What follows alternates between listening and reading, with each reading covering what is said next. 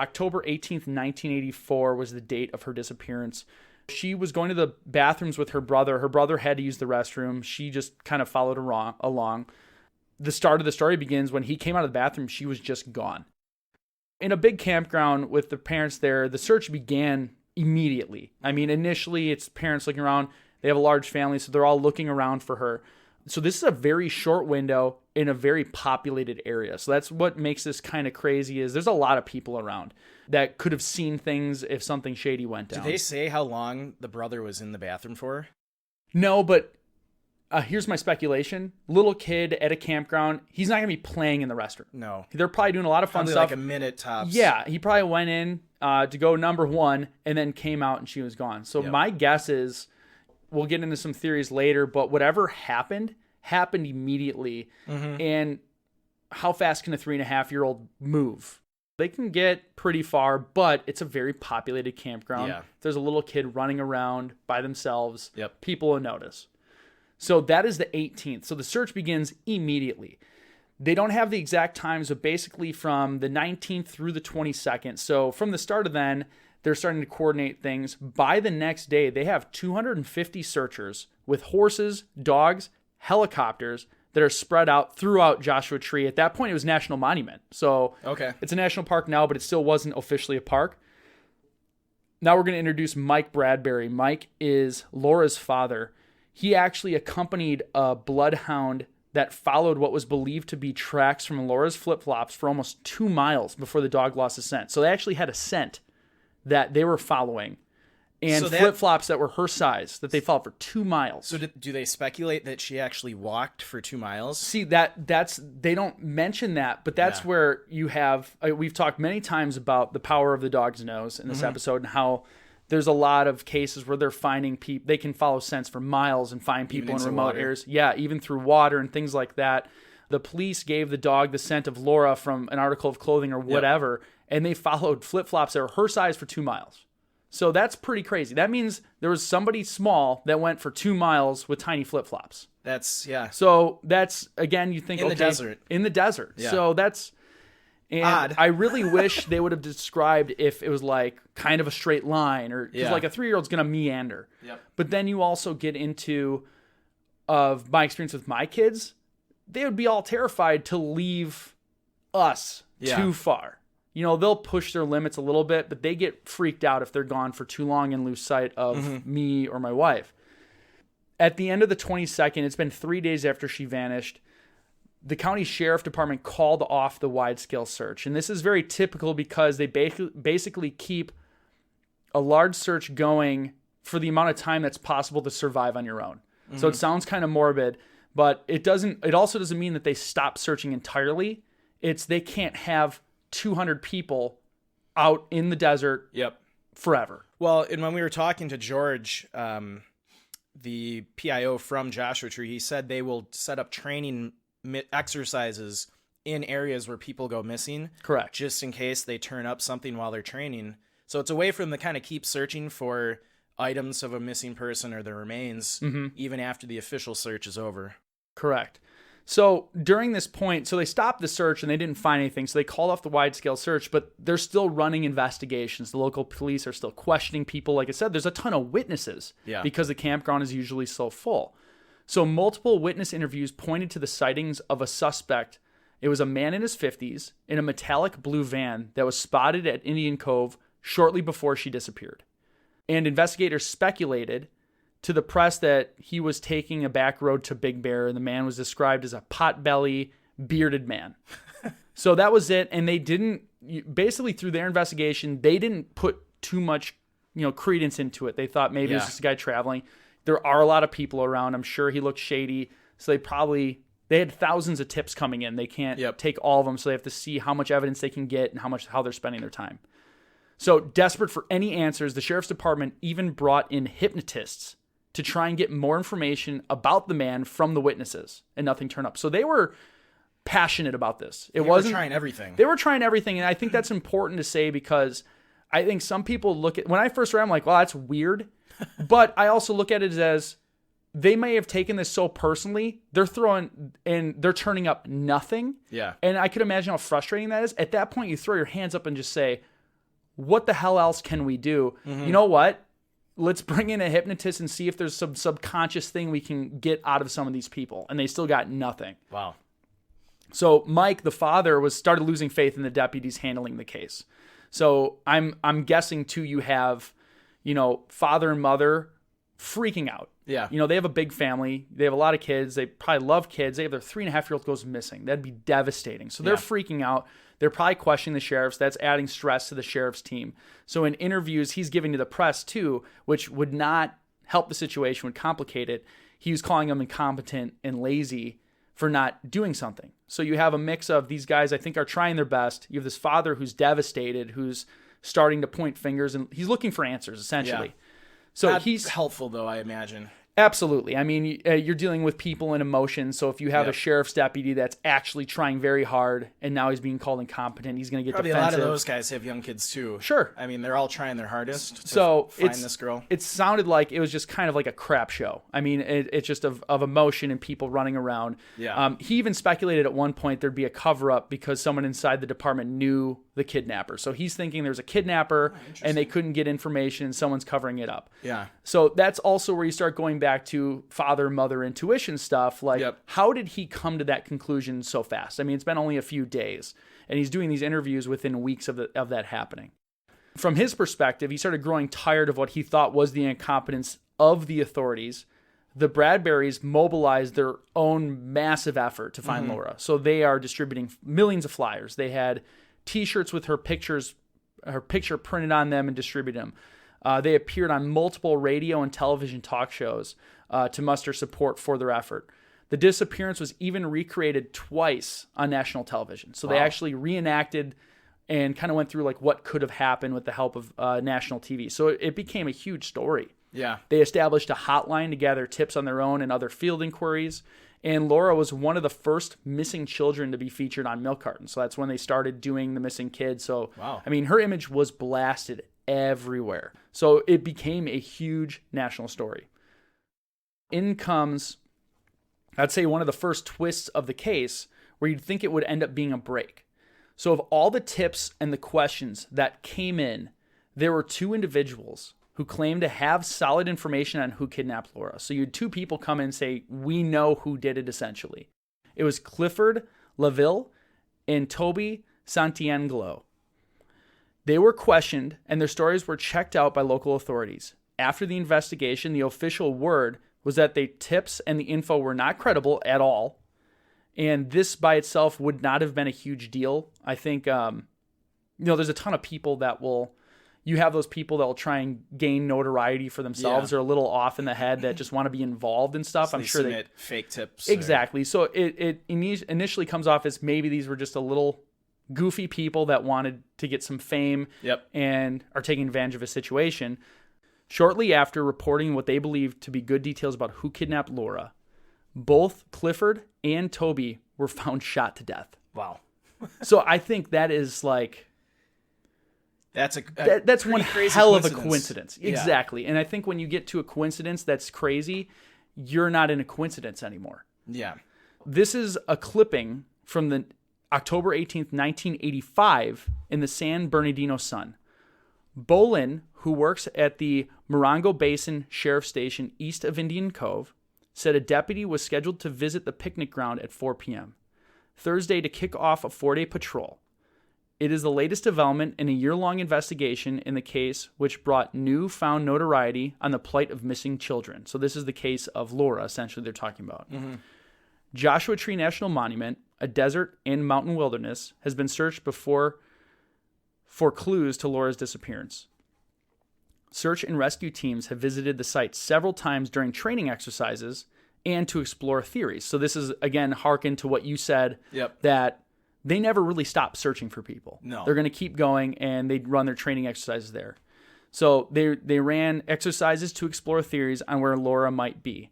On the slim possibility, her body is still there, Bolin said. Investigators have gone back up there time and time again, said Bolin. In January, dogs trained to sniff out bodies were brought in, but they found nothing. The search for Laura also has produced some startling side investigations that continue today. For example, the bodies of a pioneer town couple, Clifford LaVille, 42, and Toby Ann Santinaglo, 22, were found in July and August at Sunfair Dry Lake, about 6 miles from where Laura was last seen.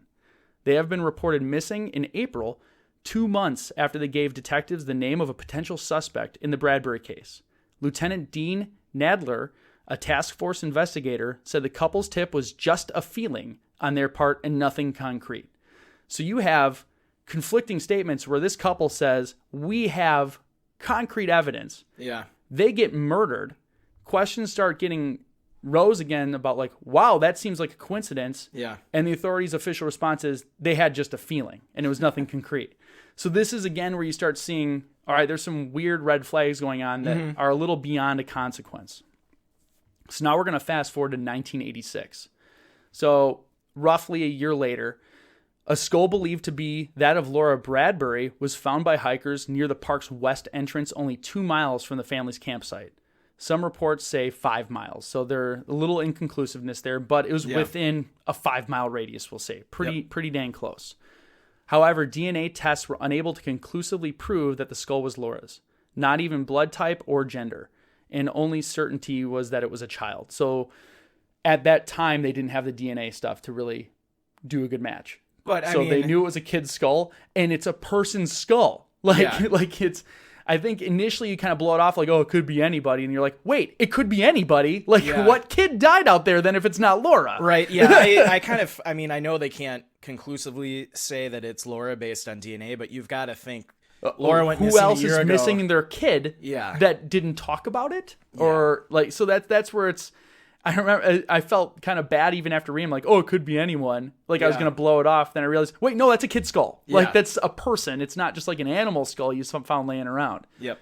So a sheriff captain actually did publicly speculate that it was Laura's and had his own theory. He said maybe she meandered away from the toilet, stumbled, and was somehow buried by collapsing sand. Huh. So that's... has it happened before? I don't know where you come up with that. Yeah. Again, it's kind of like, okay, why would he say that? That's kind of a weird theory, I guess, versus she's 3, she wandered off in the desert and died of exhaustion or exposure. Yeah. That's very specific. She fell and got covered in sand. Like, that just seems very, very odd. Only recently, he continued, coyotes or mountain lions had dug it all up, and that's how they found it. So that's his theory, is she got lost, covered by sand, and a year or 2 years later now, coyotes or mountain lions dug it up for some reason after 2 years. It seems a little odd. So now we're going to, and this is why I like this story. It seems like it's about to die out, and then every couple of years something weird happens that goes into it. So I can imagine that the parents were just losing their minds, and not only not getting closure, but then constantly, maybe when they're ready to really settle out of the fact that their daughter is missing and probably dead, but they don't know.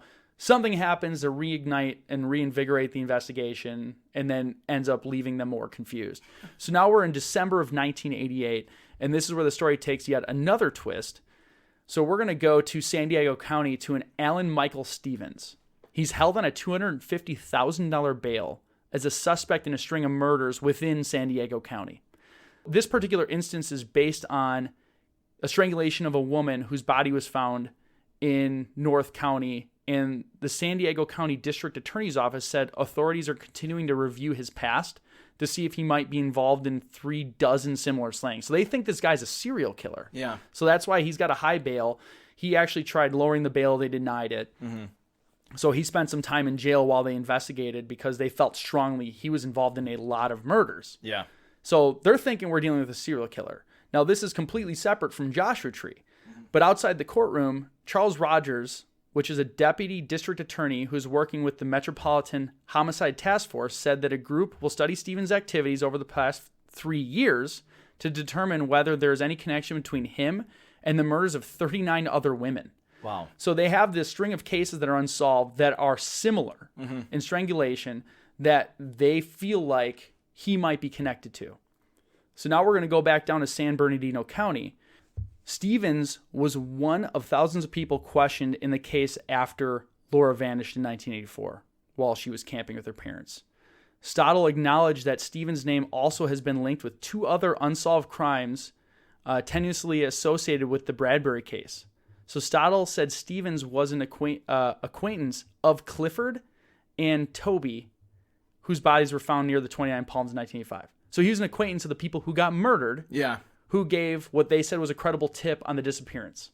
So you have a potential serial killer who knows two people that got murdered, directly connected with the case, that had information on The who did missing it. girl. Yeah. Now Stottle continues, this is the sheriff. There was street talk that those two, now this is Clifford and Toby, had some information about Laura Bradbury case, Stottle said, but they never officially came to us, and as far as I know, it was just street talk. So now you went from they claim to have information. Yeah. The sheriff's department acknowledged that they talked to them and deemed that it wasn't credible. Yep. Now fast forward only a few years, they're saying that they never came forward and talked to the sheriff's department at all. Huh. They're saying it was like a word on the street that they heard. Yeah. So the story is like they're slowly distancing themselves from these two people who came forward saying they know who did it, that got murdered. Stottle said it was not unusual that Stevens would have known the murdered couple because everybody knows just about everybody in the small community like Joshua Tree. I don't know about that. I don't know how small it is, but Yeah. okay. I don't either. Alan's personal description, so this kind of gives it away, and this is based off of even what you said in the beginning about the description of who the multiple witnesses said who it was in the van. 300-pound former biker with scraggly beard. So, like, it's the exact description of what multiple witnesses said was a shady dude in a van right when she disappeared. Yep. So, Stiles said we questioned him, this is Stevens, in December of 1984 and January of 1985 because he lived in a van in the community of Joshua Tree. Interesting. So,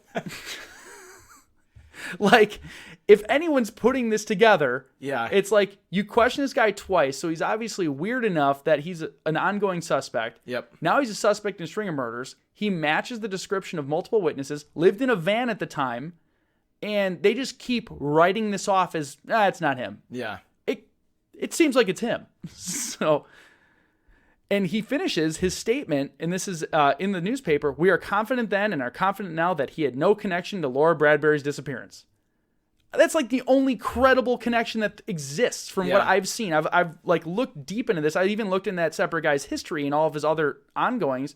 Yeah. He's like a career criminal and probably a murderer. Yeah. And they are like just acting like, nope, it can't be. It's not him. So who knows?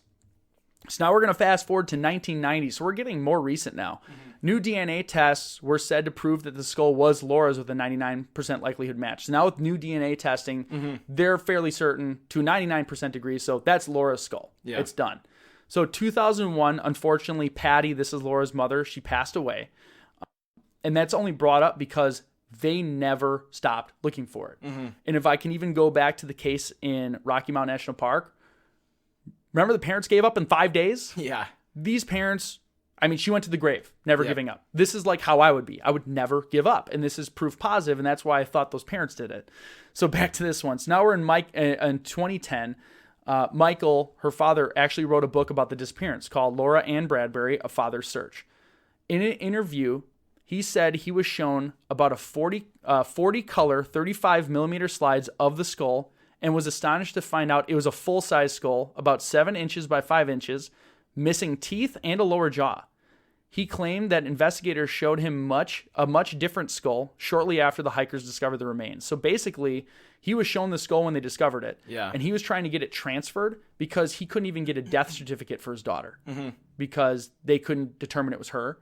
And then when they finally did the test, they showed him 40 pictures, and he said it was a completely different skull. Entirely different, and he's having trouble getting, he wants it. Yeah. If it's his dead daughter, he wants it. Yeah. Like it's his kid. So he's obviously still broken up about this. So Mike is quoted as saying, "My wife and I were shown a smaller 3-inch skull cap in or around the 1986-87 timeframe that the sheriff's claim was Laura's skull. He said the two skulls are totally dissimilar. They look nothing like each other. I wonder now what or whose skull they showed me then and why. He also had a report on tests that provided inconclusive results on whether the cranium was his daughter's. According to the report, only 1 of 4 DNA tests performed on the skull matched DNA samples from Laura's mother's blood.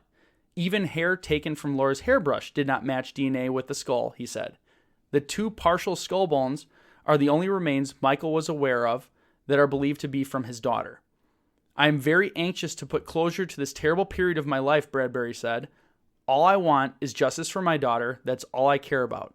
So no arrests have ever been made, and the case remains unsolved.